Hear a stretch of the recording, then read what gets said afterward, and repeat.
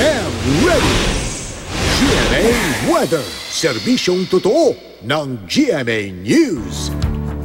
Hi, good morning, Susan. Good morning, Mantani. Namiss kita. Hindi natapos yung kwentuhan natin. Yes, Ulan ba ngayon? pagkatapos ito, Susan. Sige. Okay, mga puso, at yung binabantayan nating low pressure area, Susan, na mabagal ang kilos. At itong LPA na ito, nasa loob pa rin ng ating Philippine Area of Responsibility.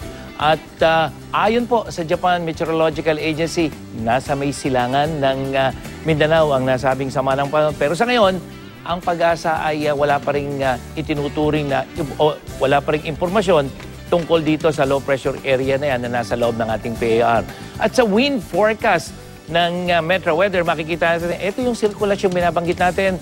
Bukas yan, nasa may silangan ng Visayas, unti-unting lalapit sa Luzon. At sa linggo, posible itong tatawid ng Northern Luzon patungo ng West Philippine Sea. Pero makikita nyo yung hangin ng mga kapuso, yung kulay pula, yan po yung malakas na hanging habagat na palalakasin ng itong posibleng bagyong ito habang kumikilos patungo ng Luzon. Kaya yan yung babantayan natin, mga kapuso. Sa ngayon, araw ng Huwebes, ang asahang ulan sa Luzon, mababa ang tsansa sa umaga, Northern at Central Luzon. Pagdating ng hapon, tsaka mo makikita na mayroong mga kulay dyan. Yan po yung mga pag-ulan sa karamihan dito sa may bulubundukin ng Cordillera, Ilocos Region at ilang bahagi ng Central Luzon, lalo na dyan sa may Zambales, Bataan provinces.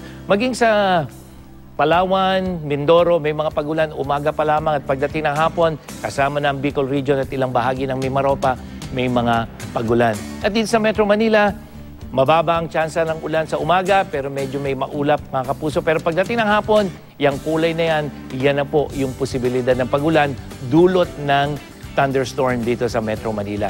Sa Visayas, umaga pa lamang may mga pag-ulan na sa maraming bahagi pero mahihina lang at pagdating ng hapon, Western, Central hanggang dyan sa may Eastern section, yan na po yung mga pag-ulan. Hindi pa yan dulot ng LPA kung hindi ng local thunderstorm na kuminsan malalakas dyan sa may Negros at dyan sa may Leyte provinces. Maging sa Mindanao, sa umaga pa lamang, dulot po ito ng Intertropical Convergence Zone, ulan sa Sulu Archipelago, dyan sa may Zamboanga Peninsula, at pagdating ng hapon, mga kapuso, halos buong Mindanao makararanas ng mga pagulan at na kuminsan ay malalakas yung mga kulay po lang nakikita nyo. At yan ang latest mula sa GMA Weather. Ako po si Nathaniel Cruz, magplano para sigurado. I am ready. Serbisyong totoo ng GMA News.